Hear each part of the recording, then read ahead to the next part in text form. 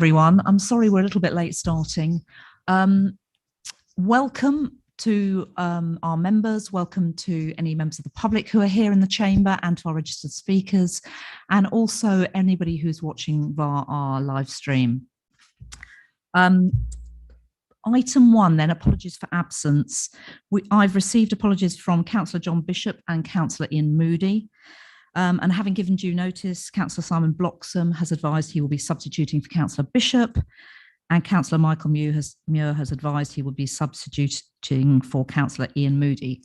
Are there any other apologies?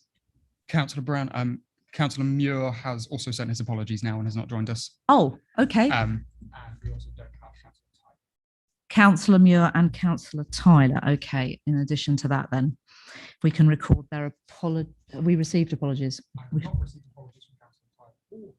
Oh, I have received apologies from Councillor Tyler. Yes, I have. And I think I said that. Okay. All right. Sorry about that confusion.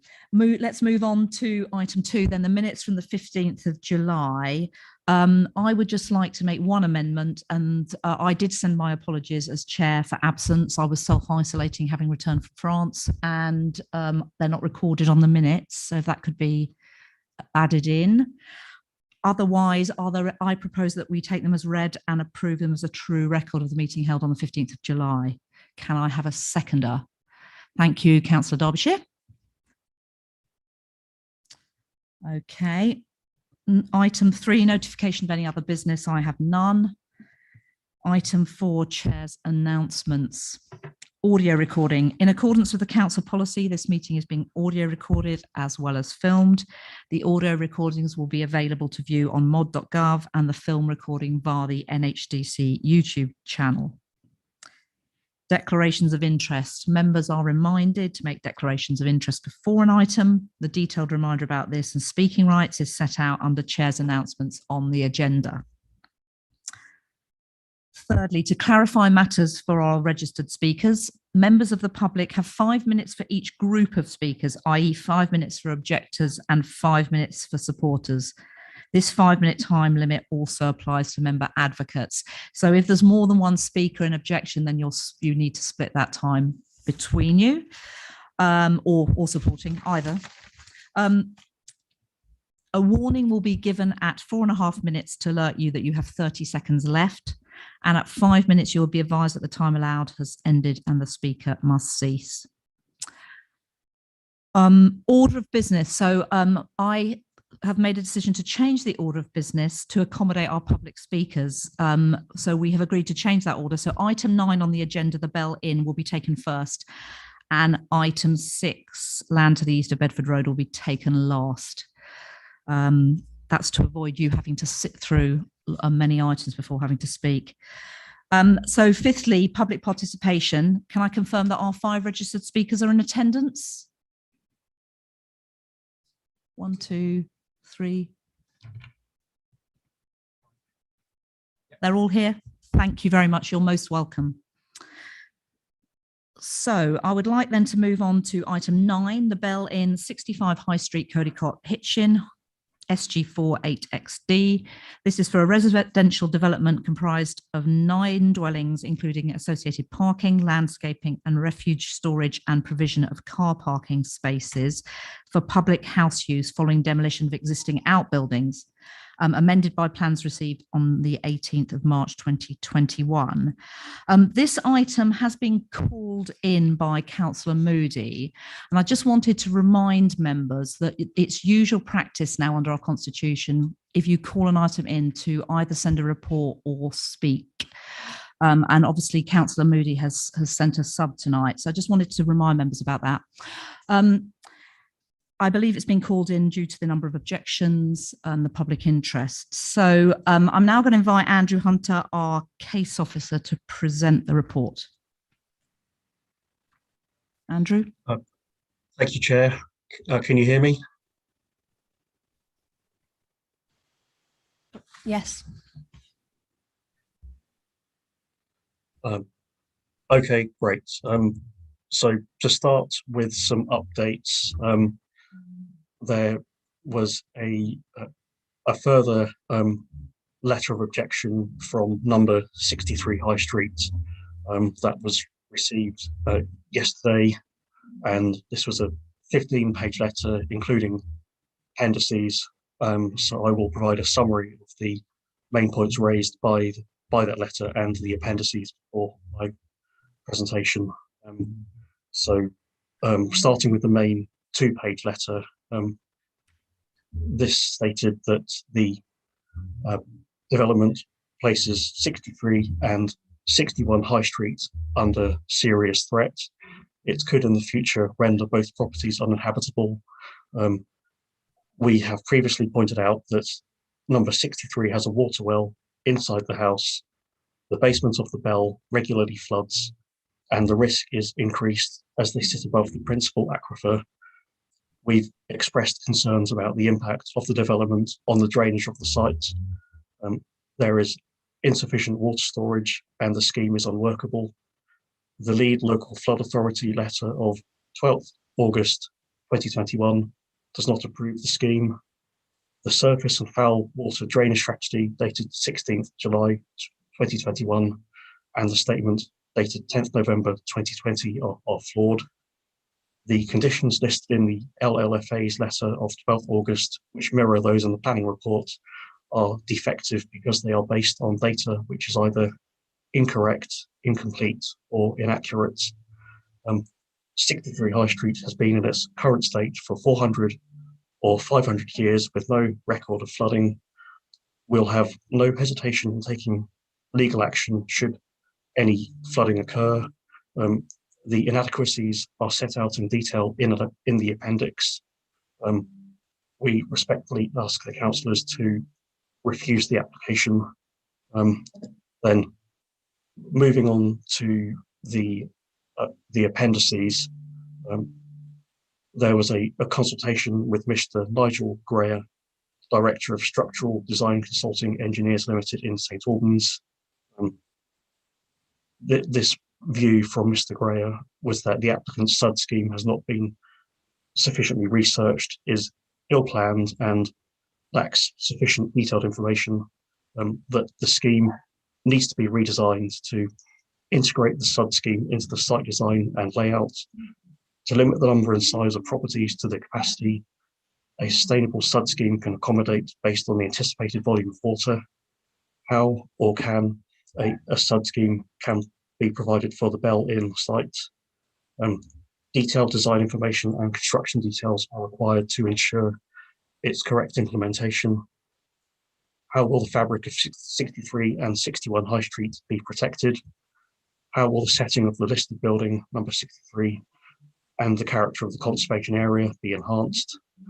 The proposed SUD scheme places a listed building and adjacent property at risk of flooding, causes deliberate destruction to the curtilage and setting of the listed building, and impacts on the existing character of the conservation area.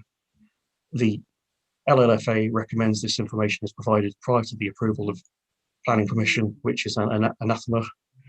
It appears that the current scheme relies on a fair amount of hypothesis. There is then a copy of an email from Mr. Greer, which goes into more technical details. Further points raised are that the height, scale and mass can be reduced. Noise from the public car park, in addition to that from the High Street on number 63, has not been considered. Clarification is required for remedial fencing. The impacts of construction on number 63 are a concern. Plot 1 is 15.8 metres from number 63, nearly 50% less than the distance set out in policy 57 of the adopted local plan. Proposed levels are not shown. And lastly, there is a letter from David Lane of DLA Town Planning stating harm will be caused to the conservation area and the setting of listed buildings, and surface water flooding will be accentuated. So after receiving this letter, I then consulted with the lead local flood authority, who provided the following response in relation to the points raised by number 63, who stated that we have reviewed the attached letter from a neighbour to the site at number 63 High Street. We are happy with the principles of the submitted drainage system as detailed in our letter dated 12th August 2021, and we maintain our conditions stated within our letter. Condition 3 in our letter includes pre-commencement conditions of the drainage scheme, where we will be providing further comments as part of the discharge of the condition. And my response to the other points raised by the letter are concerning flooding and drainage. I'm satisfied that the application addresses this, as the LLFA have not objected and they have taken into account the concerns of number 63. The LLFA conditions will ensure that drainage capacity accounts for climate change. There have not been any objections from the Council's Conservation Officer and Historic England regarding the impacts on the conservation area and the setting of nearby listed buildings. There have been no objections from the Council's Environmental Health Officer relating to potential noise impacts. The fence is still required and can be implemented and does not involve removal of an existing boundary wall. The car park will be set away from number 63 and will not directly affect it. The privacy is relevant to upper floor openings, which is not applicable to plot 1, as this will be single story. This is also covered in my officer report. Levels are shown on proposed street scene plots 1 to 9 and are similar to the existing. And overall, the letter does not raise any points that haven't been addressed in my report. So if we could now move on to my presentation, please, I can go through the slides.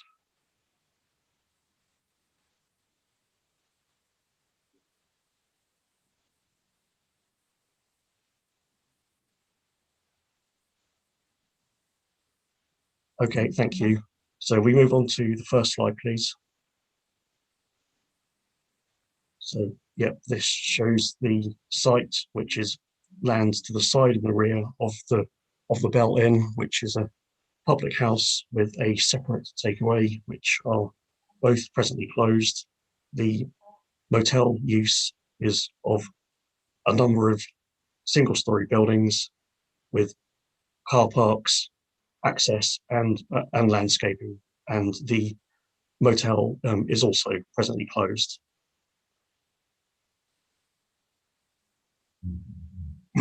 Ground levels rise gradually from the west to the east and from south to north. The site is in a conservation area. Nearby listed buildings are 63 High Street, 67 High Street and 2 Berry Lane. The wider area has a residential character, with adjacent properties being dwellings and a care home. There is also a public footpath to the south, and the site is also has an entrance onto the high streets with the shops and services of Central Codicot a short distance to the south and southeast. The proposal is for the redevelopment of the site to residential of 9 dwellings comprising a 2-bedroom bungalow, 5 3-bedroom 2-story dwellings, and 3 4-bedroom 2-story dwellings. There are 2 terraces, which are at the front and middle of the site, and 2 detached dwellings at the rear.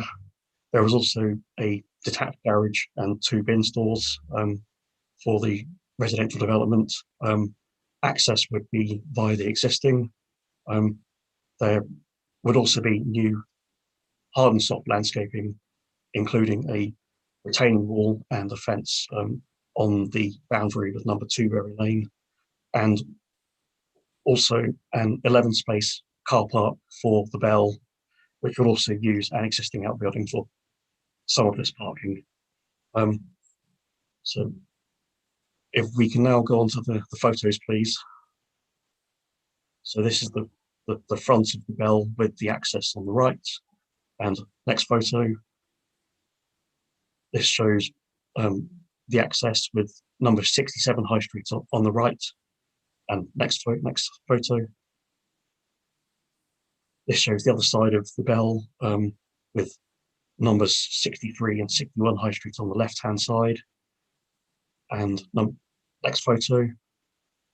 This shows the gap between the bell and number 63. And next photo. This shows the back of the bell with a separate outbuilding just on the right-hand side of that photo. The next two photos show the side and rear of numbers 63 and 61 High Street and Berry Lane, if you go to the next photo. And the photo after this shows the footpath on the right and the site on the left. And photo number 9, this is the west of the site closest to the bell. Number 10, this shows the care home with part of the existing car park on the left in the foreground. Next photo shows the rear of the site and car park and the motel buildings, and that's shown again on the next photo. And then on photo number 13, this shows the south elevations of the motel buildings. Photo 14, this is looking towards the site from Berry Lane between numbers 10 and number 4, with number 10 on the left-hand side. Photo 15, this is looking towards numbers 10 and 4 from within the site, with part of number 4 Berry Lane on the very left hand side of that photo. Photo 16, this is looking towards the back of number 2A Berry Lane from within the site. Next photo, this is looking down the rear of the motel buildings, and you can see the north side boundary. And the last photo, this shows the rear of number 4 Berry Lane. And if we can now go on to the plans, this is the site location plan. Next plan, the existing sites plan, and the next two plans show the existing buildings. So if we go to the next plan as well, so those are the existing motel buildings. So next plan, this shows the proposed site layout, and then on the you can see the two terraces at the front and the middle, and then the two detached houses that are proposed at the back. Then if we go to the street scene, we go to the next plan, you can see two street scenes, and on the next plan there are two more street scenes, and on the following plan there are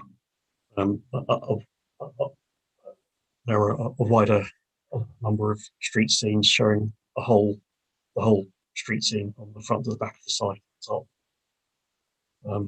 So after this, we've got on the next plan, we've got floor plans and then elevations of the front terrace of 4. So next plan for this shows the elevations, and then the next plan is of the floor and the roof plans of the middle terrace, and the elevations are after this. So next, yep, thank you. Yep, so those are the elevations, and then the following 4 plans, if we go to the next one, are of the 2 detached dwellings at the back of the site. So if we go to the next plan, you see the elevations of that house, and then the next plan after this shows the floor plans of the other house, and then the elevations are on the next one. And then after that, so The next plan is the garage. And then the proposed bin stores are on the plan after this. And then there is the pub car park outbuilding plan on the next drawing. And the boundary wall and fence is after this. And the last plan shows proposed levels relative to numbers 2 and 2A Berry Lane through those particular cross sections as shown. And that's the end of the slides, and the recommendation is to grant. Thank you. Thank you, Andrew. Do members have any questions of clarification for Officer? No? Oh, Councillor Rice. Thank you, Chair. Could I just check to make sure with Andrew that EV points are allocated on this site? I believe they are. Would you like to clarify, Andrew? Condition 12. Yes, they would be required by condition for each dwelling to have one EV charging point, and for the pub car park to include at least 3 EV charging points. Thank you, Andrew. Thank you. Are there any further questions for Officer?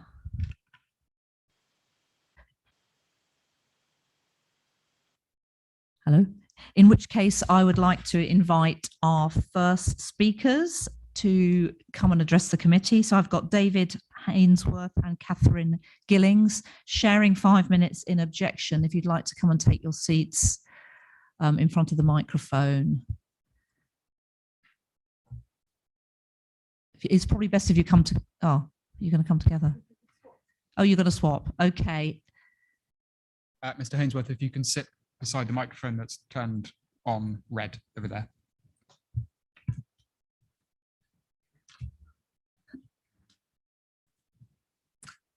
So you are welcome. Are you ready? Thank you. Okay, we'll start the clock now then. You have the committee. Thank you for this opportunity to speak against the proposal. My property is fairly unique, it's fairly modern, and it has floor to ceiling glass on a lot of the back of the property. And it's architect designed by Ian Tansley, and my house has not been extended, which is often has been referred to by the architect. It's exactly as it was built and approved in the early 1990s. Professionals I have consulted have said that my house is the most adversely affected property by this development. My concerns, frankly, surround proximity, privacy and overlooking, massing, and also boundary treatment. At the rear of my property, I'm talking about proximity now, I believe the North Herts District Council local plan indicates that there should be 30 metres distance minimum on sloping ground between 2 rear-facing properties. And there is actually less than 20 metres between my property and the proposed development. At 90 degrees to my property, 11 metres, just slightly 90 degrees, there is a lot of mass there.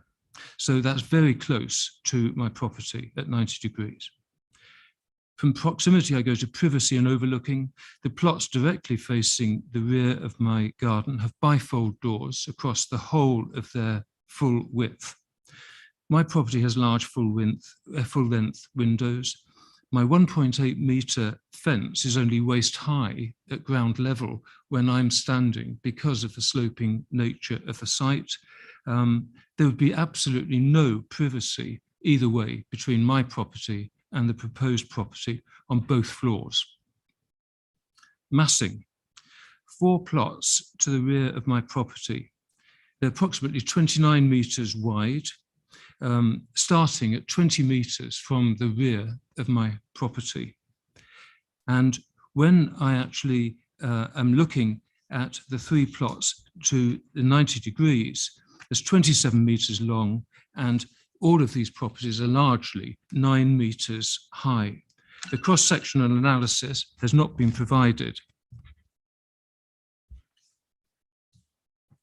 I would like to say thank you very much for reading out the letter that I sent in yesterday, and I have pictures and things of everything that was sent in yesterday if anyone wants to see actual documentary photographs and things.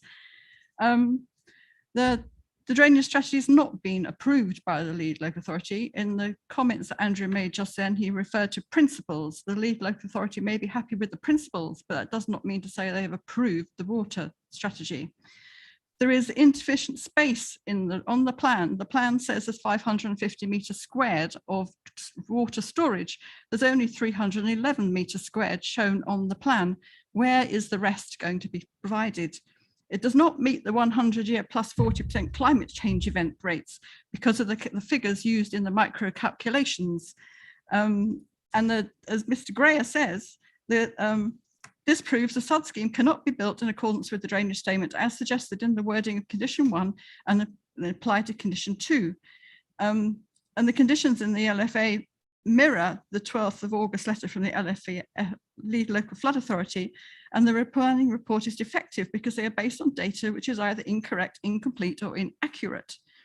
Because there's not the area of water storage shown, there's only 311 metres squared, not 550. This has to go somewhere. So where is it going to go? What will happen?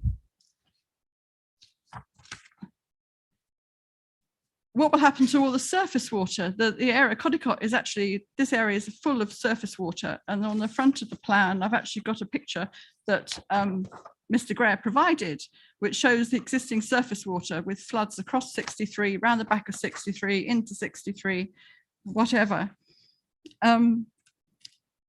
There's no, the proposed build, sorry, I've lost a train of thought here. What will prevent the excess water from backing up to a nearby outlet, i.e. a road gully just out 63? How will the type 3 subbase be protected from contamination by foul and surface water? Where will the surface water go? When there's too much water, the calculations have been done based on a sewer that is empty as opposed to a surcharge volume. We know already in a little bit of rain it starts to flood. The gullery outside 63 starts to clog up and the water level rises. Thank you very much. I think Sorry. your 5 minutes is up. Do members have any questions for our speakers? I'm not seeing any. Thank you very much.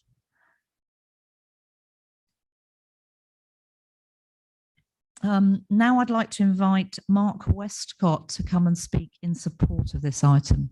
You have 5 minutes. I'll let you get seated first.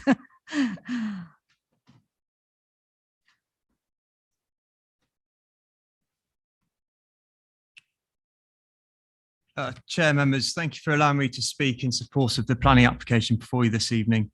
I'm Mark Westcott, a director at HGH Consulting and the appointed planning agent representing the applicant Oldham Residential. I'm delighted to bring this scheme before you with a recommendation for approval.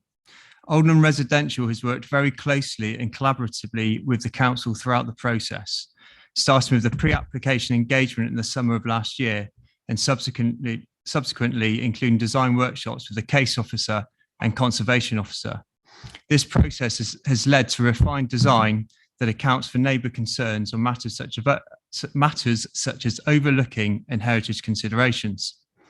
The proposal is for 9 homes made up of 1 2-bed, 5 3-bed and 3 4-bed units through a mixture of detached, semi-detached and terrace buildings with associated parking, landscaping and refuge storage. It also includes the provision of 11 car parking spaces for the existing public house. Each dwelling will include large private gardens to the rears, which will be enclosed by fencing and planting. The proposed development will be up to 2 stories in height, much in line with the scale and height of the surrounding context. In planning terms, the scheme is policy compliant and will make a positive, optimal and efficient use of this underutilised previously developed site. It accords with the NPPF, which seeks a presumption in favour of sustainable development. It will make a positive contribution towards North Hertfordshire's housing targets, in particular family-sized housing. The council is unable to demonstrate the required 5-year housing land supply and continues to underdeliver new homes, with only 36% of its target being delivered since 2018. It is located sustainably within the centre of the defined settlement boundary of Codicott Village, close to shops and services. The proposal is a well and carefully designed scheme that preserves and enhances the conservation area. It improves the immediate setting of the adjacent listed buildings and overall makes a positive contribution to the character of Codicott.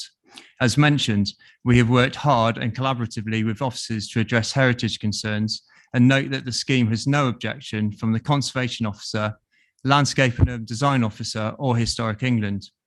The scheme is therefore clearly supported from a design and heritage perspective. In terms of parking, each dwelling will have 2 or 3 spaces. This complies with the council's minimum parking standards. It will result in no undue impact on the local highway network. Therefore, there is no objection from the Highway Authority. There will also be no undue impact in terms of drainage and flooding. Oldham Residential has conducted infiltration tests leading to discharge rates to the local main sewer being agreed with the lead local flood authority.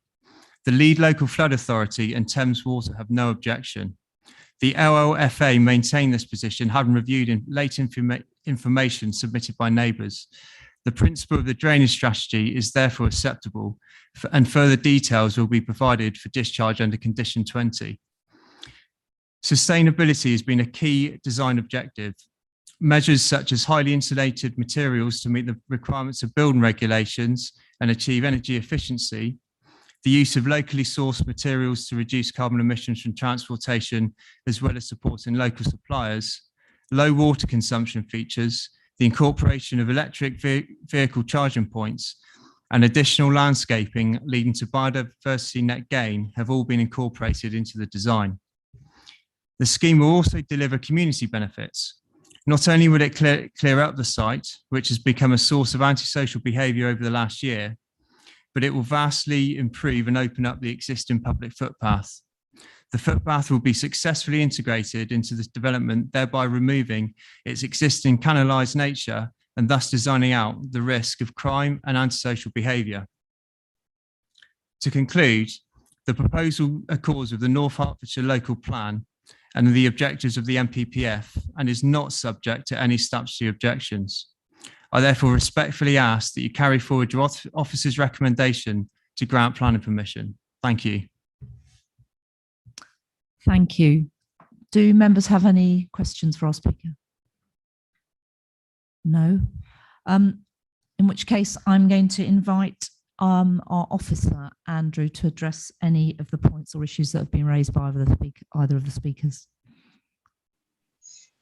Thank you, Chair. My comments in relation to the points raised in objection are that in terms of proximity and overlooking and the distance from Umber to a Berry Lane and the 30-metre distance referred to, that 30-metre distance is a guideline rather than like a hard rule that needs to be complied with.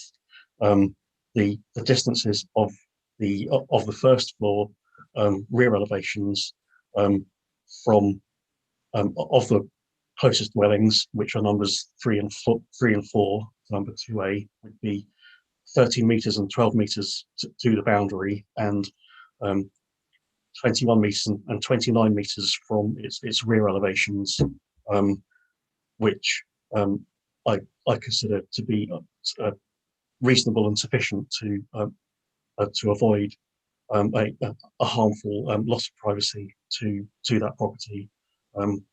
While those distances will also mean that they would not be harmfully overbearing. Those dwellings are also on lower ground than number 2A, which will also further limits the proposed impacts of those properties. And in terms of water flow and drainage, the drainage as water flow as referred to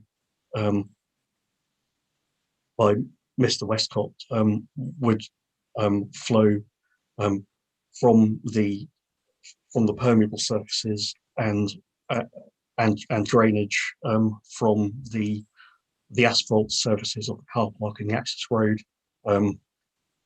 all into the nearby. This has been considered to be an acceptable approach by the lead local flood authority, but based on their expertise and their knowledge, I see no reason to disagree with their assessments. Thank you. Thank you, Andrew. So let's move to debate. Who would like to speak? Councillor David Levitt. Thank you, Chair. I'm going to come on back on a couple of points on here that I've actually visited the site on 2 occasions over the last few months to have a look at it, bearing in mind what I've heard from the residents. Don't know if anybody else has here as well. First thing I'll pick up on it is the risk of flooding. No, the local flood authority have not objected. However, they have not agreed with the plan and I have asked for a number of conditions on there. Anybody's ever visited that site round the corner by the bell and that, you'll see there's like a little pound and a little bit of area there. It's always wet. It's always full of mud. It's always full of runoff from the site. The bell itself has had a pump in place. Both occasions I've been there, pumping water out from the cellars of the bell, which appears to be runoff from the site itself. So there is an issue with water levels there. I've looked through the documents that's been submitted, and it does seem to assume that there's nothing already in the drains and that everything coming off is there.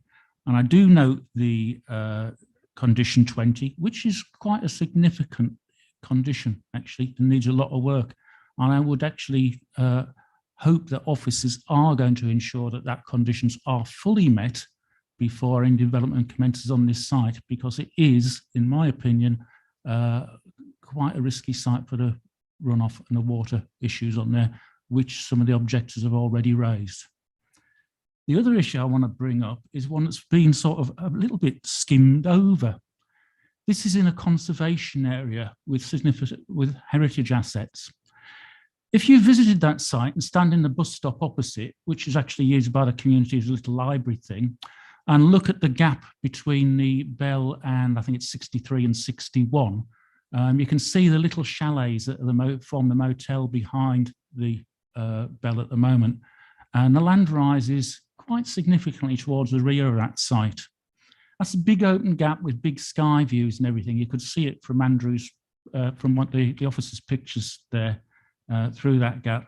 I've taken some pictures myself, and tonight before I came out, and what I did notice is that there is no, in the documents here, there are no elevations showing the view from the high street and the impact on the conservation area that this development would have.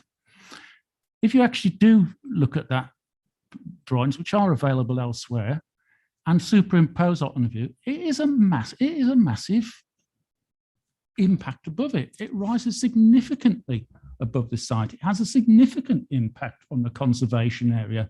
It has a significant impact on that view. I'm very, very surprised by the officer's report that is just totally skimmed over. I would ask actually, did the conservation area officer actually visit the site and look at that and look at the elevation drawings to assess that impact before taking that decision? As it stands at the moment, I think it's far too much of an imposition on the conservation area, hasn't been considered enough, and I can't agree to this development. I will be voting against the chair. Thank you, Councillor Levitt. Councillor Bloxham. Thank you. Yeah, my query really was on flooding as well. So Councillor Levitt has really covered what I wanted to say. But I think from personal experience, knowing that area, not being a resident from that area, but having to visit it for a previous life, it's quite an area for flooding. Has been in the past. And I know that work has been done to alleviate that, but it does give me a bit of concern. So I wanted to add my weight to that particular issue. Thank you. Councillor Nguala. Thank you, Chair. I just wanted to raise the proximity of the proposed development to the number 63, I believe. So 30 metres, we're told, is a guideline. If it's a guideline, I would have thought that it needs to be thereabouts. So 11 metres that the resident tells us about is nowhere near it. It does seem to be too close. Thank you. Councillor Hunter. Thank you, Chairman. Yes, interesting. We're not floodplain experts.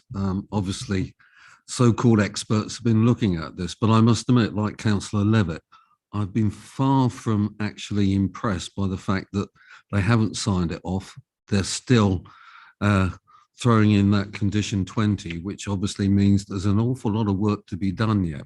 Makes me very uncomfortable because the topography there and the slopes that we're talking about, and the fact that the area isn't capable of getting rid of that water, it's got to go, as said earlier, it's got to go somewhere. And I'm very nervous about this scheme. And I do note the conservation officer's comments in 316, which I found, in my opinion, the amount of development remains higher than what I would consider to make a positive contribution to the local area.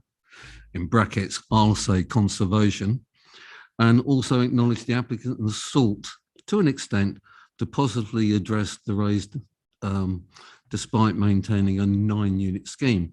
As such, I considered the alternative solutions have been explored, but ultimately what is now presented is significantly better than the previous iterations, and I'm prepared to remove my objection.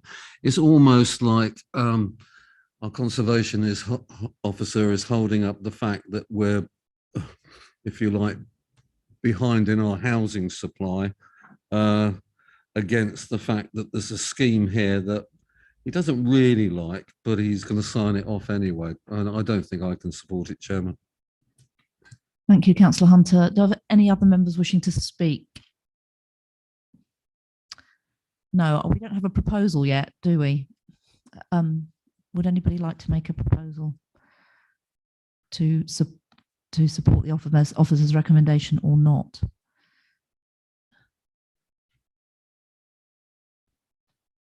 Councillor Levitt. As I've voiced my concerns already, Chairman, I don't think we could support this. I don't think I can support this recommendation. And I'm going to go then for, in that case, for refusal on the grounds of one of the impact on the conservation area, which hasn't been demonstrated, and I think is significant and is unacceptable in the conservation area. And also, I feel that as far as the flooding is concerned, I think it should have been addressed before we saw this and properly addressed, not be done as a condition afterwards. So I have problems with that particular area, Chair. Okay, thank you, Councillor Levitt. So we have a proposal to refuse permission. Councillor, do I have a seconder for that? Councillor Rice? Yes, certainly, Chair. I totally agree with Councillor Levitt and his reasons for voting for a refusal. So I'm very happy to second that. Okay, so we've got a proposer and a seconder to refuse. I need to take some advice from our officers now. I think I've listened to what the members have said, and obviously I understand they're not especially happy with what the conservation officer has said. However, the conservation officer has removed his objection. If you are to use that as a reason for refusal, that would have to come from the members to give a reason why they will go against the conservation officer's objection, removal of the objection. And with regards to condition 20, it does say that no development shall commence until that condition is satisfied. And it has to be at the approval of the LPA. So there is ground for nothing to happen until that's satisfied condition-wise before development commences. Thank you. So, Councillor Levitt. I'm just trying to look up the right bit in the NPPF, but I'm just struggling to open it at the moment, Chair. Maybe I'll take some advice from Officer Counts. Tom, are you able to advise us about a possible condition on conservation? I mean, a reason for refusal on the grounds of conservation is what I mean. Do you have a proposed wording for us? Thank you, Chair. Well, I mean, I think what the members are probably settling on is that there is less than substantial harm here, but less than substantial harm doesn't mean that there isn't any harm at all. So it is possible to refuse planning permission based on NPPF guidance, even on the less than substantial harm aspect of it. So I would, in terms of coming up with the reason for refusal, I could perhaps draft something up, but it might need a few minutes to. Fair enough. I'll give you a little bit of time. But while you're doing that, can I just ask for advice from the officers regarding grounds for appeal? Would we be on good? Would we have good grounds for refusal? And what would be the risks of appeal? Can someone advise me on that? I think what we always say is where there's technical reasons for refusal, if the main consultees have not given objections, it's then more difficult for the council to use those technical grounds as reasons for refusal if the statutory authorities have said that they have no objections on those bases. So the cost, the potential for cost is higher. Okay, so I'm just waiting for our officer to come up with grounds, and then we will move to a vote. Councillor Bloxham. So yeah, I just wanted to ask then on that, because I quite understand what you're saying about it's actually quite clear in 20 about no development shall take place. We're quite happy that the LPA approval would be enough for us to be able to grant that it will satisfy the needs for taking away any floodwater or anything like that? My understanding is as long as that condition is met before any building, then that should be fine. Am I right in thinking that? Sorry. So what would happen is the proposal, the scheme that's been submitted would have to go to the local flood authority through the LPA, and they would then consider that scheme, and if they're happy with the scheme, then go back to the LPA and say we're happy with it, and at that point the LPA, being the North Hertfordshire Council, will then discharge that condition. But it would also it would have to be following the approval from the lead local flood authority. Okay, thank you for clarifying that. Councillor Levitt. Yeah, I was just going to say on that flood risk one, it says the application should be accompanied by an appropriate flood risk management and a mitigate.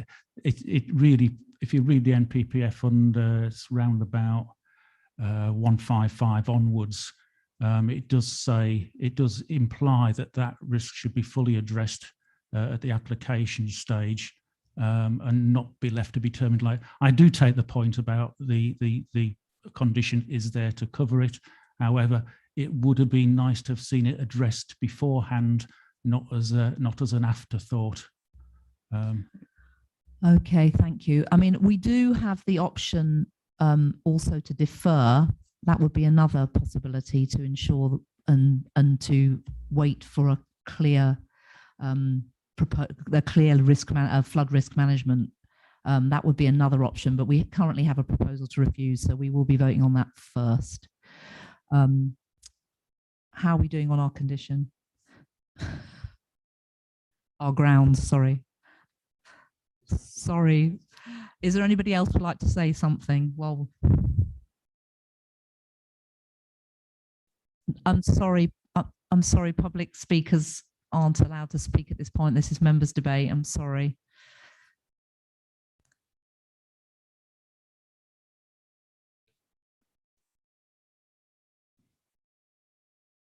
Councillor Levitt. I'm looking at sort of withdrawing the refusal, but asking for a deferral instead to address the particular issues about the conservation area, and perhaps for further information, we could look at actually looking at doing a photo montage, look at the impact that way, so we can actually see as members what it really does look like and what it does. I've done it myself, and I do know what it is, and I'm willing to share that thing I've done there. And also just a bit more clarification on this flood risk thing. The flood authority has put some conditions forward there. They do have to be met whatever happens in the future. So that might give us a little bit of time to address those a bit better, Chair. Okay, thank you. So you've withdrawn your proposal to refuse and move a proposal to defer. Can I just ask the seconder, Councillor Rice, as the seconder, are you happy to withdraw the refusal? Yes, I am happy. Having discussed it, Are you happy to second a deferral? I'm very happy to second the deferral. Okay, so I think Tom's now got his grounds, and we probably don't need them. Sorry about that. Okay, in which case I think we'll go to a vote on deferral, and I think we're fairly clear why we're deferring. We want a more detailed report on the impact on the conservation area, and we want to see that flood risk management signed off, I think, is what we want to see. And then when that has happened, it could come back to committee. Naranetta. Sorry, I was just going to say, could Councillor Levy just tell us what exactly from the photo montage you're expecting from the conservation officer? So it's, if that's the information you seek, so he's aware of what it is that he's supposed to do. Something that shows the elevation as it's planned, sort of superimposed over the view from the high street into the conservation area there.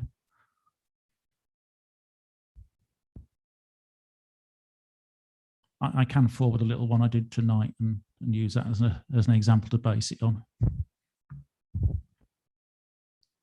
Okay, thank you. In which case, I think we're going to move to the vote then, to defer this item on those grounds. So, William, can you take us to the vote, please?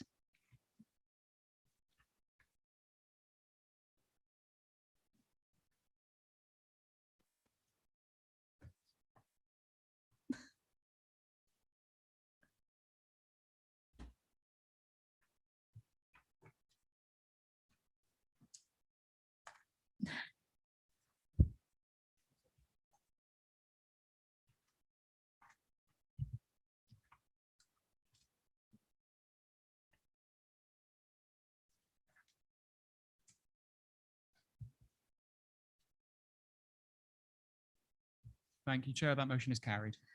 Thank you very much. And thank you to our speakers. You're free to go now, and unless you want to stay, and we're going to move on to the next item. So the next item on our agenda is going to be item 7, land rear of 17 Walnut Tree Road, Pertain. Erection of 10 dwellings comprising of 2 2-bed, 4 3-bed, 1 4-bed and 3 5-bed dwellings with associated garaging and landscaping, including creation of a new vehicular access off Walnut Tree Road. And I'm now going to invite our officer, Tom Ray, to present the report. Thank you, Chair, for that. I do apologise in advance, Chair, and to the members, but there is quite a bit of updating on this item. And that's following quite significant negotiations and discussions with the developer in recent days on the application in order to improve the sustainability of the scheme in terms of its impact on local infrastructure and on the adjoining or adjacent development nearby. So the first item is members will see from the report that the County Council have asked for Section 106 contributions as well as the Parish Council, and I can report that we have agreed with the developer to make those primary and secondary education contributions, as well as the contributions for library services, in addition to £5,000 to the parish council towards the replacement of the pavilion on the nearby recreation ground. As I say, the developers agreed to that via a unilateral undertaking, and if members are minded to grant permission, that permission will not be released until we have the signed document. Secondly, so therefore that would require a slight alteration to the recommendation and paragraph 61 to introduce the requirement for a unilateral undertaking. Secondly, I would advise that with regard to the lead local flood authority objection, the applicant's drainage consultant has been in negotiations with the authority on this issue, and a revised drainage document has been submitted this week, and we've reconsulted the lead local flood authority, and we're still awaiting a response on that. I can also report that the applicant has submitted a sustainability statement, sustainability assessment on this development, although this is quite late in the day in terms of a supporting document, and most people won't be aware of that.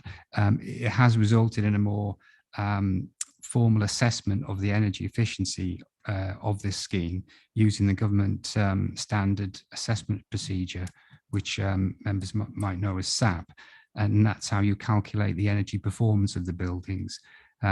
This development is being constructed largely through a timber frame construction method, and this method is known to have high levels of thermal insulation, and the document includes various calculations as to what will be achieved in terms of thermal insulation as a result of that construction method. The calculations also demonstrate that the building fabric will achieve up to 56% improvement on current building regulation standards. The assessment also has led to the introduction of photovoltaic panels on plots 7 and 8, which are at the northern part of the site, and are largely as a result of this application following the previous planning grant of planning permission for the 8 dwellings on the southern part of the site. So these photovoltaic panels are part of an overall carbon emission strategy, which also includes electric vehicle charging points in all of the dwellings. Next, Chairman, following discussions with the Parish Council, I'd like to revise the wording of condition 6 to include the requirement to provide hedgehog holes in all of the plot boundary fences during the construction phase. And I understand Parish Council may want to seek an additional condition to secure that once the phase once the site is operational. And finally, Chair, I can report also we have agreed with the applicants to reduce the height of plots 7 and 8, showing a reduction in the ridge height for both of these dwellings from 9.8 metres to 9.15 metres. The ridge height of these dwellings is now comparable to the ridge height of several of the dwellings approved on the southern part of the site. So, Chair, if I could just go straight to the presentation now. The first slide, please.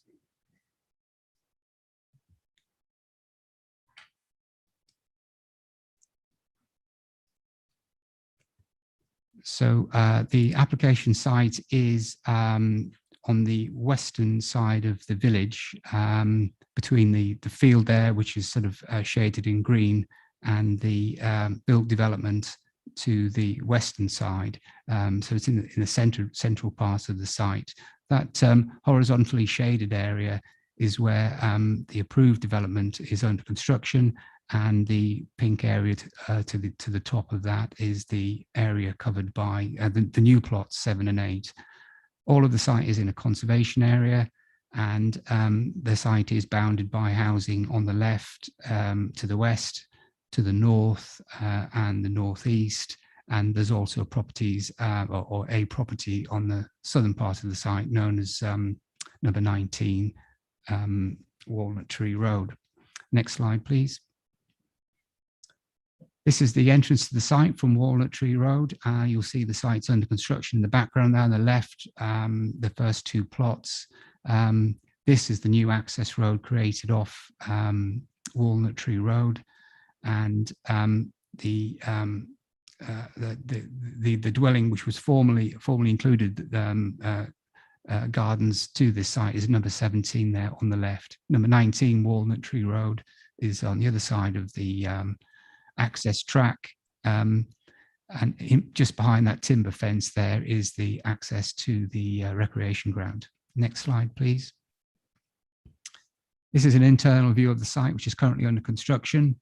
It's plot 3 and 4 there in the background. Next slide, please. And this is the site frontage again. You'll just see the access just on the right-hand side, and number 17 Walnut Tree Way, the dominant house there, and further along other properties fronting Walnut Tree Road. Next slide, please. This is the entrance to the recreation ground on the right there, with the site entrance to the left. The boundary treatment between the two is proposed to be landscaped with a post and rail fence following completion of the development. So there'll be quite an open aspect into the site. Next slide, please. This is the top end of the site, which is proposed for plots 7 and 8. That's the northern part of the boundary, and at the time of this site visit, the archaeologists were on site doing their site investigation. Next slide, please. Again, this is the northern part of the site, and evidence of the archaeological works underway. Next slide, please. This is a photograph of Walnut Tree Road, and you'll see some of the scale of the dwellings along that road. 2-story dwellings with pitched roofs. Next slide, please. This is a view from the site taken from the recreation ground. There's quite a dominant tree screen along the eastern boundary of the site.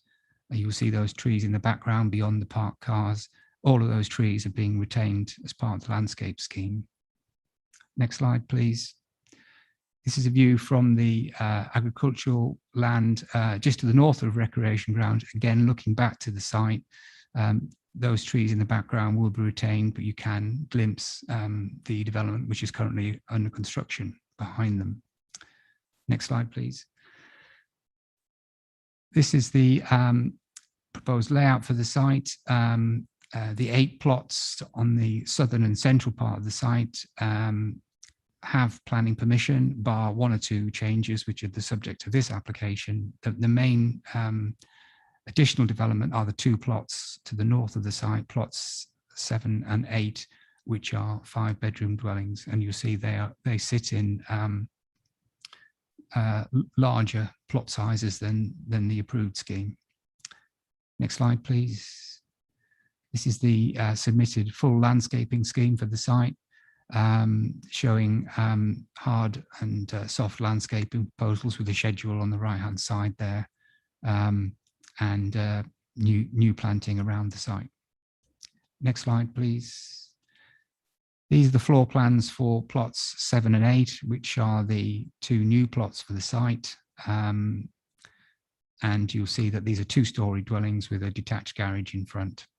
Next slide, please. This is the amended plan, which I mentioned earlier in the presentation, that the ridge height has been reduced, and the introduction of photovoltaic panels on the front elevation to both of the dwellings. Next slide, please. I think that's the end of the presentation. Thank you, Chair. Happy to take any questions. Thank you, Tom. Do members have any questions for Officer? Councillor Bloxham. Thank you. I just wanted to make sure I'm clear on this. Planning permission had already been given for 8 of the 10 houses, but 2 of them are now additions. That is through you, Chair. That is correct. I've set it out in the report exactly what the changes are to the 8 dwellings. In my opinion, they are fairly minor. One of them now proposes a single-story rear extension, and there are some additions of garages to 1 or 2 of the other plots and some elevational changes. But the siting of those 8 dwellings is as approved, which is why they're under construction now, because there is a planning permission in place. So, yes. The objections that were there from the surrounding area were from the 8 development, or that's new to this development? So there's ones on there for no bungalows. Well, you're adding 2 houses to something that was already agreed. So yeah, we've described the development as 10 dwellings. We have to do that because the new houses are accessed through the existing development site. So it has to be described as 10 dwellings, plus there are changes to some of the 8 dwellings, but I think people are seeking this as an opportunity to again comment on the scheme, which is fair enough. Thank you. Councillor Tyson. Yeah, thanks, Tom. In your report, the paragraph that jumps out to me at least is in 4.33, when you say that with reference to the local flood authority, that any recommendation to grant planning permission is subject to the lead local flood authority withdrawing their objection and subject to any additional conditions that the authority requires. And you've mentioned that they have had further information, but you have still yet to respond to that. So we're no further along the line in that respect, are we? And this seems to have a ring of familiarity about it, in that we have a technical issue with the flood authority, which is yet to be resolved. And you say it requires resolution before we can grant permission or otherwise. So where do we stand with that now? Thank you, Tom. Again, through you, Chair. As I mentioned in the presentation, there has been a new drainage document submitted this week, and that document includes recommendations from the flood authority. I did say that the applicant was in discussion with them, and it includes I think it's 5 strips along the access road to allow surface water drainage to drain naturally, and that has been recommended by the flood authority. But from a procedural point of view, we've received that document. We've now consulted the flood authority. That only happened this week, so we're expecting a response fairly soon, and we're hoping that the discussions that have been taking place up to now with that document will lead to them withdrawing their objection. And I think my understanding is that if we were minded to grant tonight, that it would be on condition that that's resolved, and if it wasn't, there would be no planning permission. Is that correct, Tom? That's correct, Chair. There'll be no issuing of the planning permission until the lead local flood authority withdraw their objection. And if there is an impasse and or the flood authority maintain their objection, we can bring this application back to committee for further consideration. Councillor Tyson. Okay, thank you. I think that answers my point. But I would just then ask if, I mean, that's not a condition that's been written into your report at the moment, but is that something that could be included if we were minded to grant approval? That it would be conditional upon the... I think the recommendation to grant is conditional on resolving that issue. That's my understanding. Is that right, Tom? Or is there a condition in there as well? No, that's right, Chair. The recommendation does state quite clearly is granted subject to the resolution of the objection of the flood authority and the following conditions. So first of all, we have to have that objection removed, and then permission is granted subject to those conditions. Are you happy with that response, Councillor Tyson? Is it clarified? Partially. Okay. I was going to say, it's just so at what we're saying is, 6.1 sorry. Oh, sorry. Can I just ask Councillor Tyson? Councillor Tyson first. So I couldn't see it specifically written as a condition. Okay. Nuranetta, would you like to tell us about the condition? It's not been put as a condition because it's part of the resolution at 6.1. So if you look at the report, it does say the recommendation is for planning permission to be granted subject to the resolution of the objection from the local lead deferral authority. Okay, I think that's clarified that point. Councillor Bryant. Thank you. When we did the site visit this afternoon, I had concerns about the size of the 8 dwellings and their proximity to each other, and particularly the size of the back gardens. We looked at that, and there was one particular dwelling which was next to the porter cabins where the back garden seemed to be very, very narrow and was overhung by the trees which are being kept. Did you manage to find out how the width of that garden, depth of it? Tom, would you like to respond? Yeah. Bit of the committee chair, if we could see that slide. We could go back to the layout slide, please.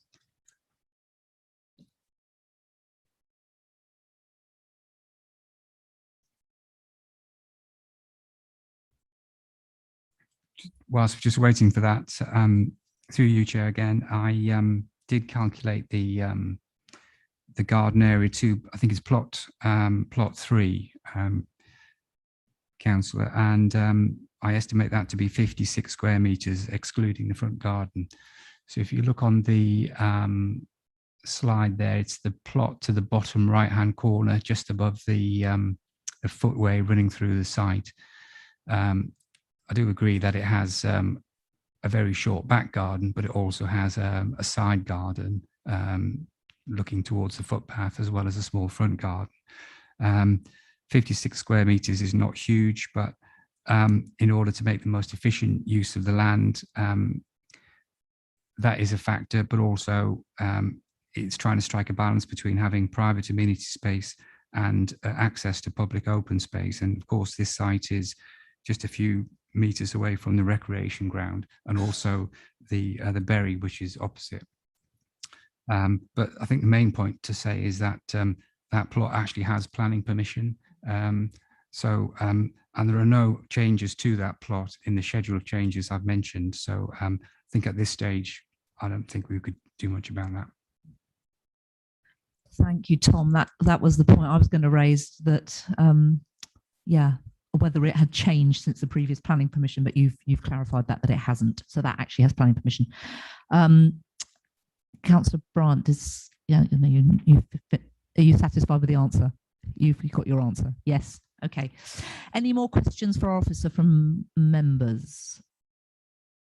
Okay, that's brilliant. So in which case I'd like to invite our speaker, Diane Burley, to address the committee. And you have 5 minutes. Once you're settled, we'll start that. You are welcome to our committee. Ms. Burley, the microphone next to you in red, other side. To your left. Sit over there. Yes, please.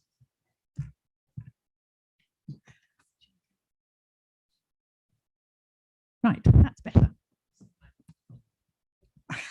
Thank you very much. Thank you, Chair. I've been slightly thrown this evening by Mr. Ray's updates, which I have to say, quite a lot of them only took place because I emailed Mr. Ray as a result of reading his report yesterday. I'm delighted that the heights of plot 7 and 8 have been reduced, but I would say at 9.1 metres, they're still the 2 tallest buildings in Pertain. They are out of scale with Pertain. Pertain has something like 630 houses, and I would estimate that only about 12 are 9 metres or over. They are entirely out of scale, even at 9.1 metres. Mr. Ray's report says that they are compatible with surrounding properties. Well, no, they're not. You saw a picture and you couldn't actually tell what the rest of Walnut Tree Road is like, but I can tell you that the house at the front, number 17, is approximately 7 3/4 metres in height. There is then a bungalow. There is then number 13, which is 8.5 metres. I've seen the scale drawings from its original build. 2 semi-detached at 7 and a bit meters, and 2 1980, 1990 detached, more or less 8.5 meters. These two at number 7 and 8 are totally out of character with the area, and the application should be refused on that basis. Housing mix. Pertain does not need any more 4 and 5 bedroomed houses. Of the newly built houses in the last 3 years, 14 are 4 and 5 bedrooms at Spitfire, with 1 3-bedroom. At Carla Homes, 43 of the 49 private ownership houses are 4 and 5 bedrooms, and only 6 are 3 bedrooms. And of other small developments, at least 5 are 4 bedrooms plus, and only 1 3-bedroom. The evidence need in Pertain is for 2 and 3 bedroomed houses. Mr. Ray has pointed out that PNP1 talks about a mix of housing on each site. However, the cumulative impact on the village as a whole needs to be addressed as far as its housing needs are concerned. The term in the neighbourhood plan, in accordance with local needs, is important. The mix in this, with the introduction of another 2 5-bedrooms houses, in terms of local need, is that there is absolutely no local need for 4 and 5-bedroom homes, and this application should be refused on that basis. I didn't really want to talk about density tonight, but Mr. Ray says this is a low density development at a height and scale that reflects the 2-story surrounding development. This is not the case. Walnut Tree Road has a density of 7 dwellings per hectare. But the houses have mostly substantial gardens. Councillor Bryant has already commented on the gardens, and they are very, very small. I too went round and had a look today. In addition, the extension sought to plot 1 should be refused, as it cuts down further on what is already a totally inadequate garden space. Please remember that this development is in the conservation area and is a transitional zone from village to countryside. It is also contrary to Pertain Neighbourhood Plan Policy 4 in terms of an extension, as it does not adequately safeguard the neighbours in terms of noise, privacy and outlook, because the garden is so small and so close to the neighbour. Flood and surface water. Well, this popped up very late indeed. Suffice it to say, this application should be refused or deferred until the issue of where the surface water is going to go is resolved. The proposal is to pump some of it into a watercourse across the road. This is a ditch which is owned by the parish council. No one has come to speak to us about this. It is maintained by the parish council and the highways authority. And in reality, the community tries to keep it clear because it floods. It floods on the sharp bend in Walnut Tree Road very regularly indeed. It also prevents the water in Blacksmith's Pond from going into the ditch when it's full. And most winters, including last winter, the high street is, water overflows into the high street permanently for a good metre or so. Our drains do not cope in heavy rain, and on the last occasion, every single drain in the village was full. And my neighbour's house in Cromwell Way was flooded, and the water had to be pumped into the pond because all the drains were full. This needs to be considered with the relevant authorities prior to planning permission being granted. And we had the sustainability report that we have not seen, the archaeology evaluation report we have not seen. This is contrary not only to good practice, but to good procedure. Your time is up. Thank you very much. Do members have any questions for our speaker? Councillor Bryant. May I say, I do live in Pertain, but quite away from this proposed development. Councillor Burley, do you have any figures for how often in the last year the village has been flooded? Because I live in Bunyan Close on what probably is one of the highest parts of the village, and the grid outside our house floods regularly. And if we're flooded, that means the rest of the village, including the High Street and Walnut Tree Road, are also flooded. So, Diane, can you say how, when you say regularly, how often is Pertain flooded? Say, excuse me, I would say the corner of Walnut Tree Road floods 2 or 3 times a year in the winter, which is why actually this month or next month, when a working party of the community are trying to dig out the drain, dig out the ditch, to try and prevent that happening. And frankly, it's every year that Blacksmith's Pond overflows into the high street for anything from 4 to 12 weeks. Thank you very much. That's answered the question, I think. Brian wanted to know about anywhere else in the village.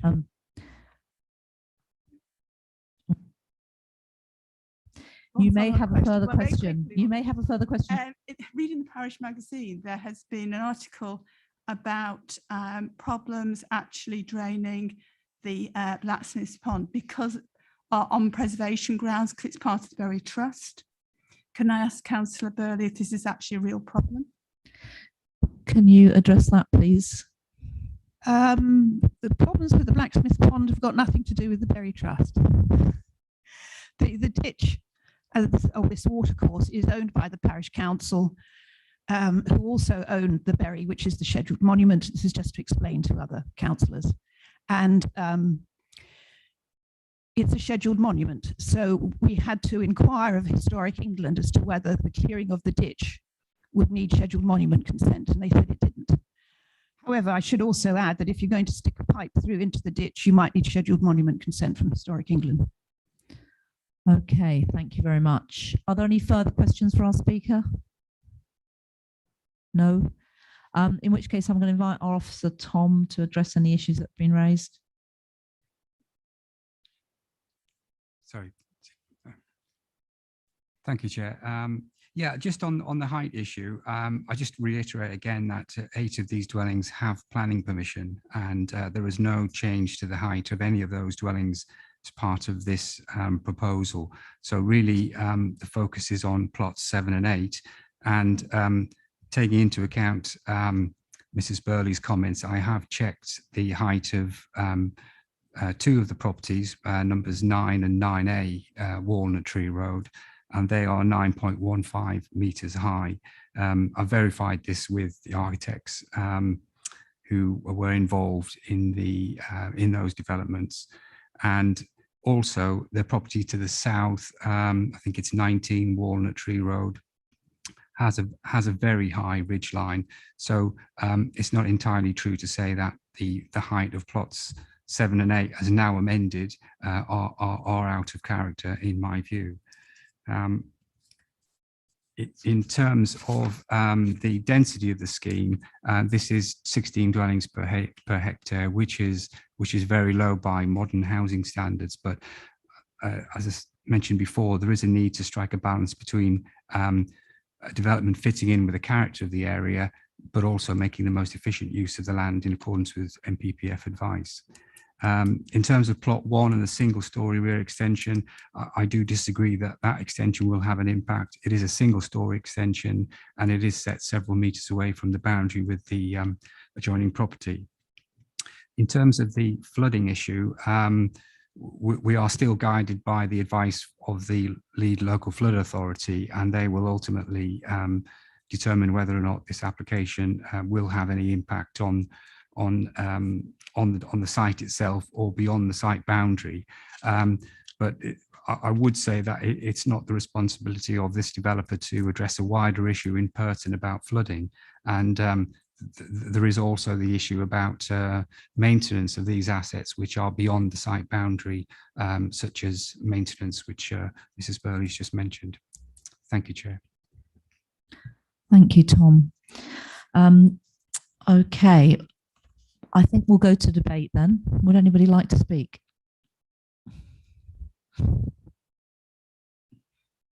Councillor Nguala. Thank you. I just wanted to go back to the speaker's point about a housing need within Pertain, and that, you know, this development provides yet more larger houses.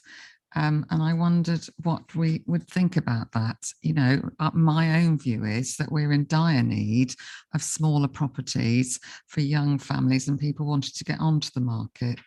So I wondered if anybody else would agree with me that perhaps these 2 larger properties are not necessarily needed. Thank you, Councillor Nguala. We'll see if anyone agrees with you. Councillor Levitt. Thank you, Chair. Picking up first on that housing mix, yes, I do agree that there is more need for it. Is it sufficient grounds for objection? It's a difficult one. I do take the point though about the housing mix, and you could do with smaller ones. Picking up the other points, the density, actually this lowers the density by having these additional 2 on those sites overall, because previously we had 8 dwellings on a smaller site. These 2 site plots are actually on bigger, less dense plots. So overall it actually lowers the density of the whole site. It is a bigger site, but it does lower the overall density. And we already have the permission for the 8. And I think that's what we got to bear in mind all the time, is that these 8 are nearly finished. Now, as far as the flood risk concerned, you can probably see where I was coming from on the last issue. As this one started off, it didn't need the flood risk assessment on the 8. Now it does, because it's going up to the 10. That's actually a little bit of an improvement. I know it sounds silly, but it is an improvement, because at the moment those 8 are going to cause issues, and there's no flood risk assessment or any mitigation issues required to solve that. By going up to 10, it actually puts the onus on the developer to sort those issues out, which wouldn't otherwise. It's a really weird one compared to the last one. Yes, it should have been sorted out beforehand, and this actually fully illustrates why you need to sort these things beforehand, rather than let the development get nearly finished and then you hit an issue, which is the point I was trying to make on the last one. I'm struggling with it, but I'm willing to listen to the rest. At the moment, I can't find a particularly sound reason for objecting to it, because I think overall, actually, additional 2, apart from the housing mix, are going to, as far as the flood risk concern, which is the major concern here, it actually does improve that issue. So at the moment, I'm minded to support, Chair. Thank you, Councillor Levitt. Councillor Bloxham. Thank you. To answer Councillor Nguala's comments, my thoughts on the housing mix, I don't think it really makes much of a difference. We're talking about 10 houses at the end of the day, and just 2 additional ones to what we've got.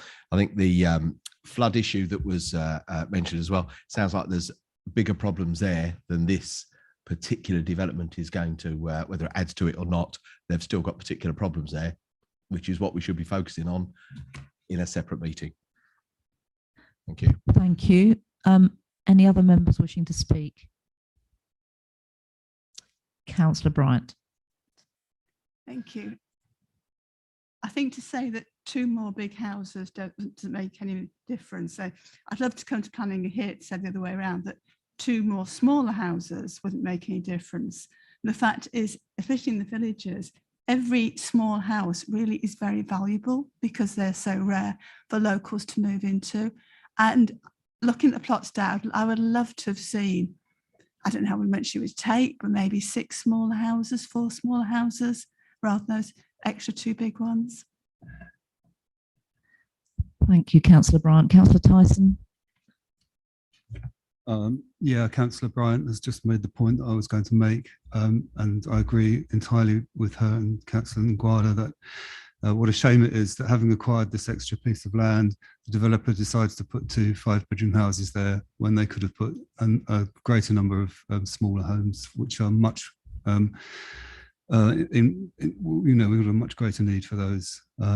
However, I mean, is it an issue that is enough to sway us to refuse this application? I don't know if it's a weighty enough matter. And I think that the point that Councillor Levitt made about the flood risk assessment coming into force as the result of the additional houses is also a well-made point. So I would, by and large, I think, be in favour of supporting this recommendation. Thank you, Councillor Tyson. Councillor Hunter. Thank you, Chairman. Yes, the actual size of the properties is something that I don't feel that we could actually fight against an inspector as to it should be 4, not 2, it should be 6, not 2. I don't think that would actually in anything I've read in this particular document actually says it's got to be good design, it's got to be competitive. And I think, Chairman, I'm going to move the officer's recommendation and thank Mr. Ray for the work that he's done as far as the changes that he made this evening, and also the work he's done on actually checking ridge heights in the area. Thank you, Councillor Hunter. Have I got a seconder for that? Councillor Hughes. Happy to second, Chair. And I was going to move the recommendation anyway.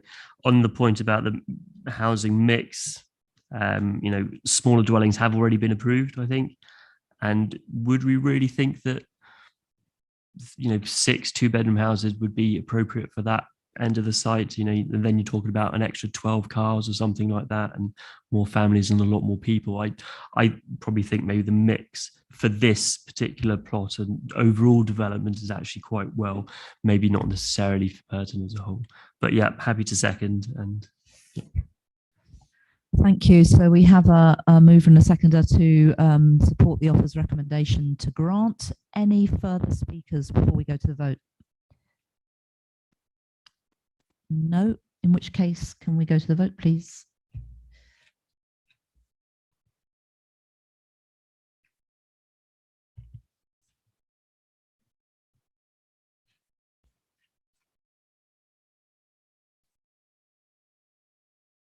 Thank you, Chair. That motion is carried. Thank you, and thank you to our speaker. And I believe you're to leave by this door, is that correct? We had a bit of a confusion earlier. Sorry, maybe I should have made that clear. Unless you wish to stay, of course, which you're welcome to do. Okay. It is 9:05. Would members like a comfort break, or would we prefer to crack on and with the next 2 items? Crack on. All right, we're cracking on then. Okay, so we'll move on to item 8, land adjacent to 9 North End, Kelshall. Outline application for a single dwelling with new vehicular access onto North End. Appearance, landscaping and layout reserved, as amended by plans received on the 31st of March 21. And I'd like to invite our officer, Tom Ray, to present the report. Thank you, Chair. There is just one item for updating, and this has come about through some discussions with the applicants. Members will see that this is an outline application, but it is accompanied by a very thorough design and access statement, which demonstrates that the proposed building is to be an energy efficient building with a range of low or carbon neutral energy features that address climate change. And bearing in mind that we are a climate change authority now, and what's been happening recently in the press in terms of the issues with climate change, I feel it's necessary to make sure that we tie any planning permission that the members may wish to grant here to the information attached in the supporting documents. And I've reached agreement with the applicant on an additional condition, which I would suggest 2 members could be added to the recommendation. And if I could just read out the wording of that condition, it's as follows. The new dwelling hereby approved shall incorporate a renewable heating strategy as outlined in the design and access statement, for example, ground or air source heat pumps, and should be supplemented by solar panel generation. In addition, the building shall incorporate passive measures to promote energy conservation and the conservation and recycling of water and the sustainable urban drainage system. Full details of the renewable energy strategies shall be submitted to and approved in writing by the local planning authority, and the development shall be carried out in accordance with those approved details. And the reason for that is to ensure that the development is in accordance with local and national policies aimed at mitigating the environmental impacts of development and adapting to climate change. So I would recommend that is added to the list of conditions, Chair. So if I could just move on to the presentation, please, and the first slide.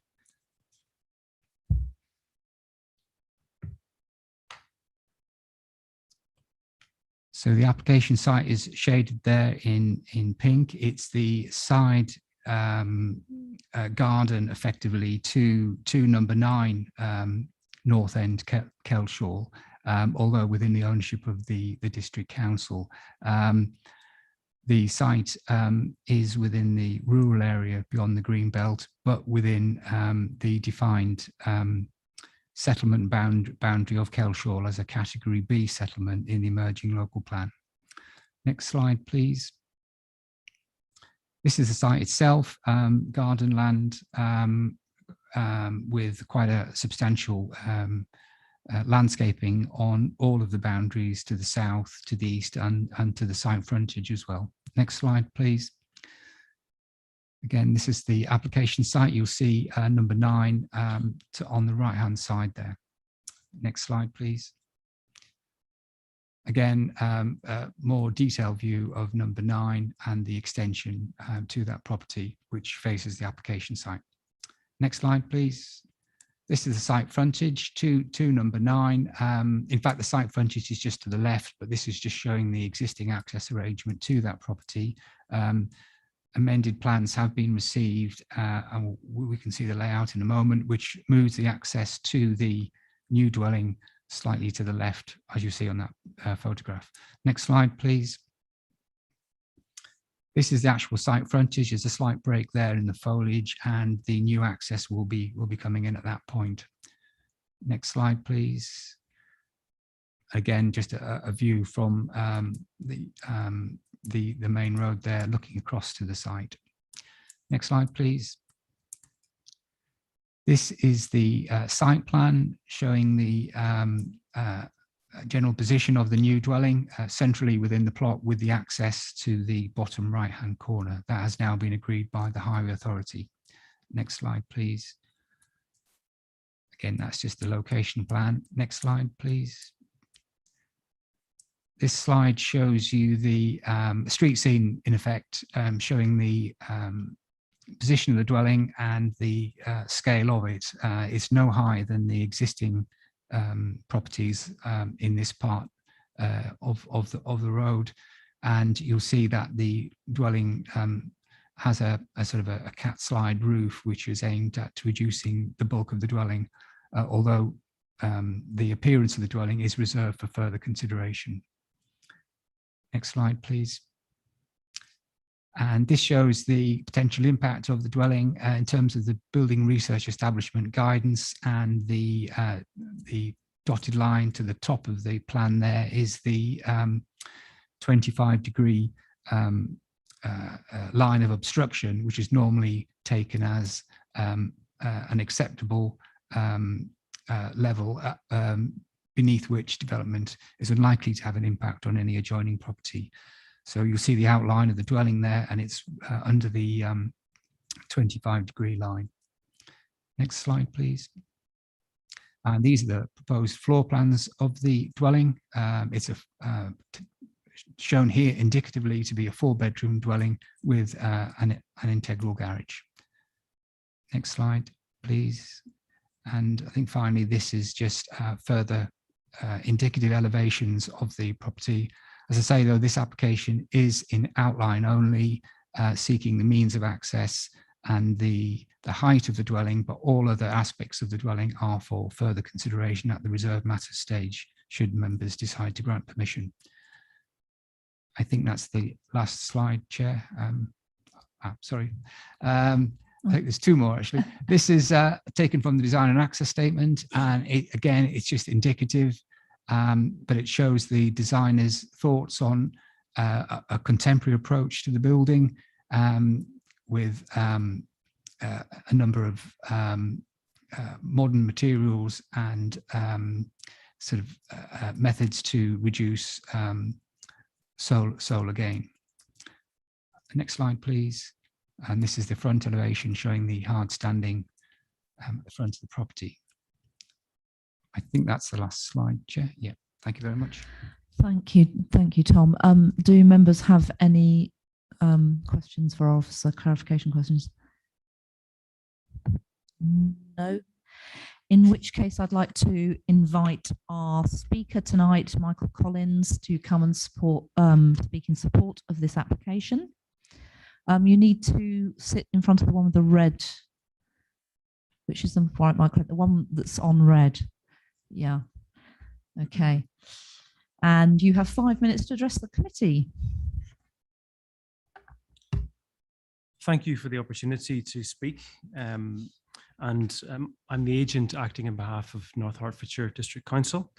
I think without repeating what has already been discussed by Mr. Ray, I'd just like to outline some of the core principles, if you like, that are baked into the DNA of this outline application. The first key principle really was minimizing the impacts upon the sort of semi-rural setting of this site. So Mr. Ray mentioned the street view elevation. The street view elevation actually retains the existing trees and hedgerow. So the building remains largely screened from the road by those, and that remains unchanged apart from the access. Secondly, the second principle really was from traffic surveys, ensuring a kind of safe and non-disruptive vehicle access to North End. And this was established through detailed traffic surveys that were carried out.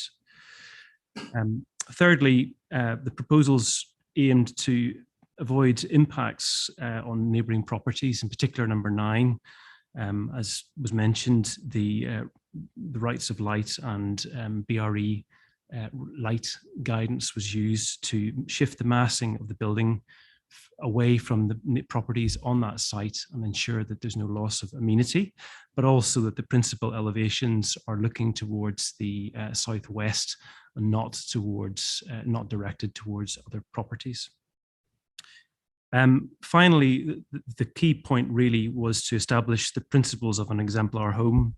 So as was outlined, a sustainable design approach to the site that goes beyond mainstream building practice.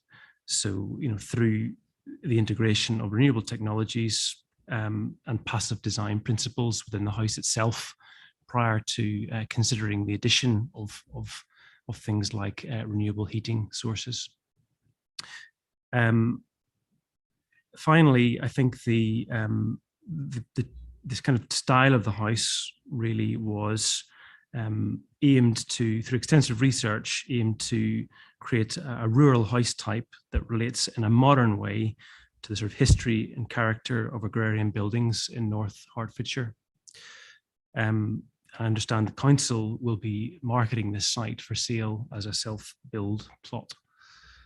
I've no more to say and here primarily to answer questions. Thank you. Thank you. Do members have any questions for our speaker? No? Tom, is there anything further you would wish to add? Nothing further to add. In which case, we'll move to debate. Who would like to speak? Councillor Hunter. Thank you, Chairman. I've got a question for Mr. Ray, because I'm a little bit confused about the condition in the sense whether or not under outline planning and the right to actually develop. Normally, we see outline planning with access without that type of condition attached to it. In previous history with outline planning is quite often sites with outline planning get sold on to third and fourth parties. They redesign it and resubmit it. Could they do same without that condition? Can I ask you to address that, Tom? Thank you. Through you, Chair. Yes, Councillor Hunter, they could redesign it because appearance is a reserved matter, but the condition is more about the sustainable features of the development rather than the design per se. As I mentioned, the images there are indicative for the most part, but the condition is aimed at trying to achieve an energy efficient dwelling. So, it could come in with a different design, but the key thing is to try and make sure that it includes those features set out in the design and access statement. Thank you, Tom. Can I just ask as well, you said something about the maximum height. Is that at the outline planning stage as well? That's set as a maximum height. They can't go above that when they resubmit the reserve matters application. Is that correct? That's correct, Chair. The scale is for consideration now, as well as the means of access. Yeah, so that includes the height. So, thank you. So that would be the maximum height allowed. Councillor Levitt. Thank you, Chair. As always, I'm always slightly uncomfortable on the District Council determining its own applications on plots, as I did mention last time. However, in this case, I do note that, like last time, myself and none of the others here have been involved in the process to sell this one. So I feel fairly happy with this. I'm reasonably happy with those conditions that are put on there. It will ensure that whatever happens on this site, that we do put something sustainable, something good quality home on this site. Whoever ends up buying it with the planning permission on there, it's quite unusual conditions to see actually at an outline stage. So I'm quite pleased to see them there that limits it. So therefore, Chair, I have no hesitation in moving that we grant permission on this one. Thank you, Councillor Levitt. And I think the reason it comes to committee is because it's District Council, and that's the way I see that is it's a safeguard around determining our own planning applications. So we have we have a proposal to move the recommendation. Do I have a seconder? Councillor Bryant. I'll second. Would anybody like to say anything else before we move to a vote? No, in which case we'll vote to support the officer's recommendation with the additional condition of the sustainable house.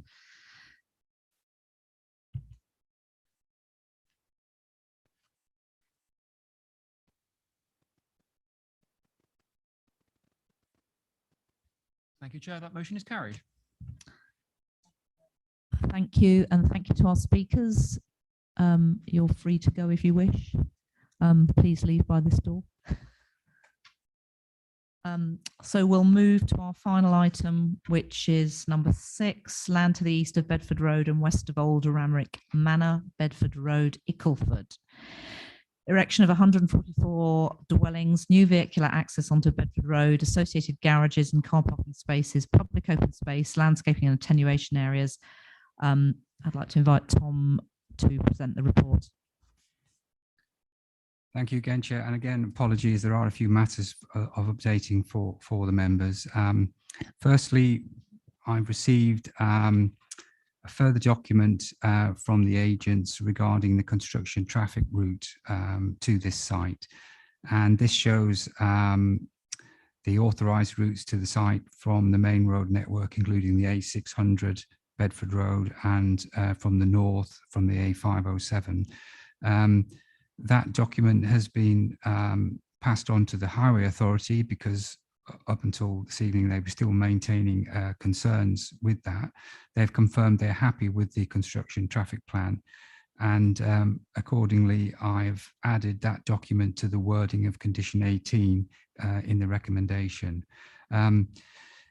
In addition to that, the applicant has provided a short statement on emissions mitigation, and I'll just read them out quickly. It includes the following measures that are being taken to minimise emissions, which is also part of the reasoning for condition 18.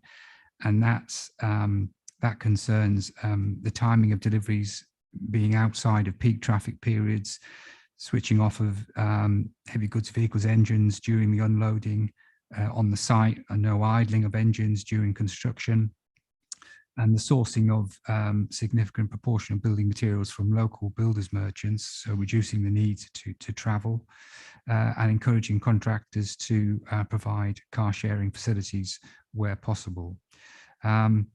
So in view of those two additional documents, Highway Authority have removed their objection. So I would recommend that the resolution now deletes the need to get further information to clear condition 18. So I would recommend that condition 18 is now altered to be acceptable. In view of that, Chair, there are no other items for updating other than I've got some further confirmation from the developer that the development is more than 50% completed now. So if I could go straight to the presentation and the slides, Chair.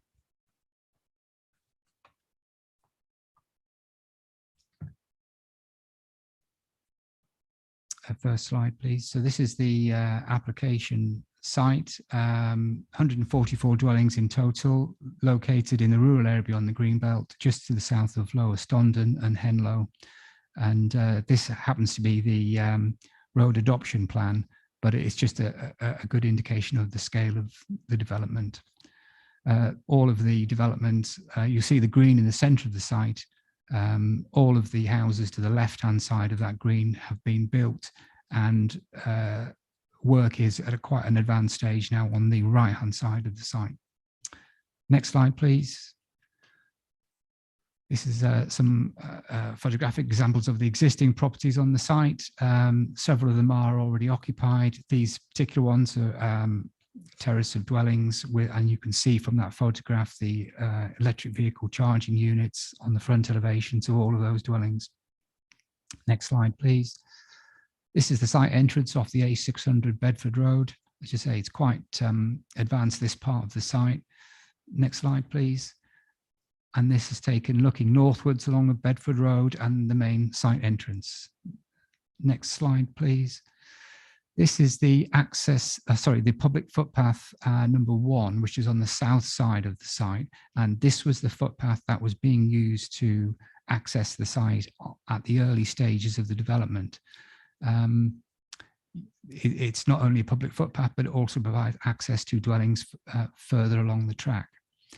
Next slide, please. And this is the access that was being used and was causing some issues at the early stages of the development. That has now been closed up, as you can see, and also the road has been resurfaced by Barratt Homes, and the only means of vehicular access now is through the main access, which we saw a moment ago. Next slide, please. And this is the approved layout plan, just showing the site in context. You'll see Henlow to the north there, and agricultural fields to the south. And members might be aware that the land immediately opposite the site entrance has recently been granted planning permission by Central Bedfordshire for, I think it's 116 homes. That's currently under construction. Next slide, please. That might be the last. This is the traffic construction plan, which I mentioned at the beginning of the presentation, and it just shows the authorised routes to the south, to the site from the south and from the A505 to the north. Next slide, please. And again, this is layout plan showing the construction compounds and the site office compounds and the various facilities for construction workers dotted around the site.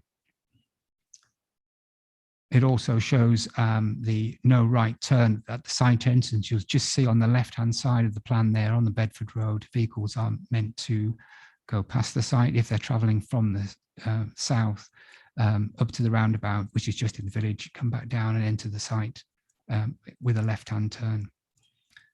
Next slide, please. That's the end of the presentation, actually, Chair. Thank you. Thank you, Tom. So just to make members aware that this is a section 73A, so we're looking to amend the conditions, and what we're looking to, the recommendation is to amend those conditions and subject to the, I think the 18 has been resolved. So it's just now just 8, condition 8 around the drainage that we're waiting for, and the section 106 agreement to be signed off. And if we were minded to grant this tonight, that will be subject to those things being signed off.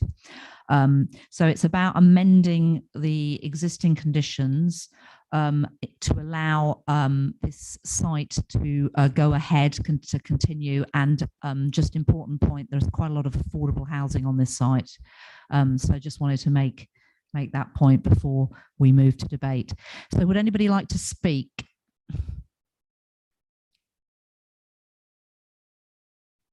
No. Yes, Councillor Levitt. Really question for the officer. This flooded thing again with the leader flood, exactly where are they, and are they in a position to, anywhere near a position to? Very similar to the Pertain site, Councillor. They have commented twice on this application and objected twice, and there's been documents to and fro. We've got a third suite of documents that we received from the applicant. They've been sent off to the Flood Authority, so we're just waiting for a response on that. Very similar to Pertain, but I felt that it was easier to deal with it by way of a resolution, and if hopefully we get that resolution withdrawn, then we can issue the permission and get on and deliver the housing that we need. Thank you. So, Councillor Levitt, do you want to come back on that? Yeah. Yes, please.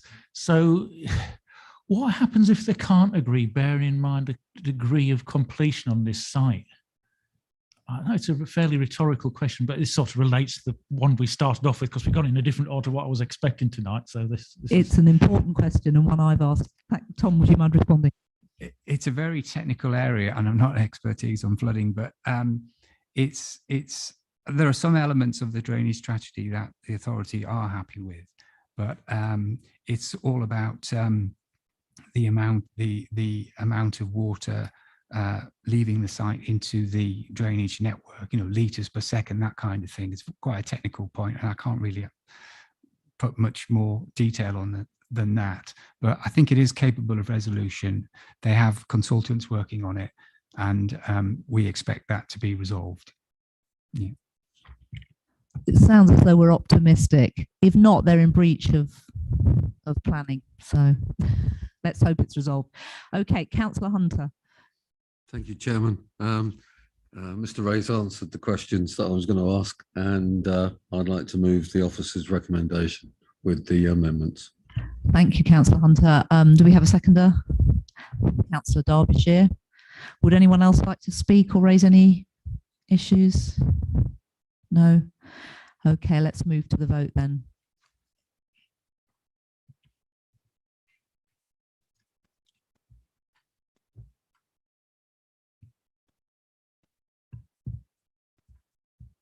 Thank you, Chair. That motion is carried. Thank you very much, everyone. Thank you to members. Thank you to officers. I think that concludes our meeting for tonight. There are no planning appeals to report on. So that is the end of our meeting, and we'll be back here on the 16th of September. Councillor Hunter. Oh, sorry. It's just a small point, Chairman. Two things. One, the MPPF was amended in July. It's only two small annexes that have gone on the back of it, but I think all members should be supplied with a copy. And obviously, also I thought all members ought to have been advised of the planning committee of the changes, because believe it or not, they do hinge around flood risks management, which is quite interesting. And the other thing is finding members of the public wandering around the car park. I think if we are going to invite people to attend the meeting, tell them what door to go to. But our officers were very good in rounding them up and getting them in, but obviously they didn't know where to go. So it might be something for the future.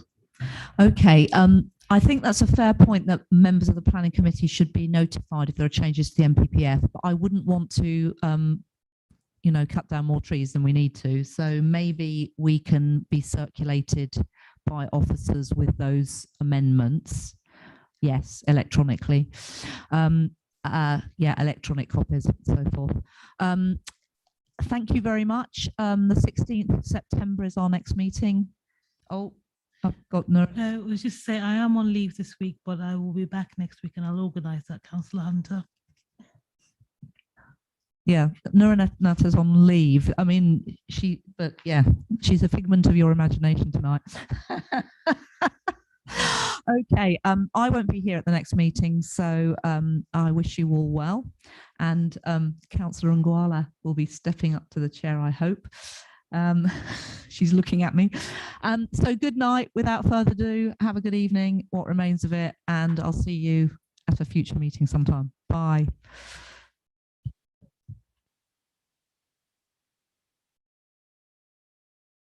Daryl, can you turn off the YouTube stream, please?